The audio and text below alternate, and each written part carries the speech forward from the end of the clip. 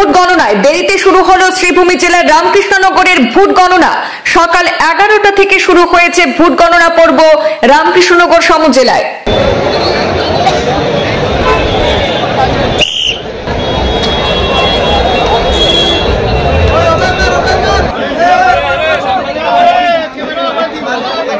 রামকৃষ্ণনগরকে সমজেলা ঘোষণার পর প্রথমবার রামকৃষ্ণনগর কলেজ প্রাঙ্গণে স্ট্রং রুম করা হয়েছে।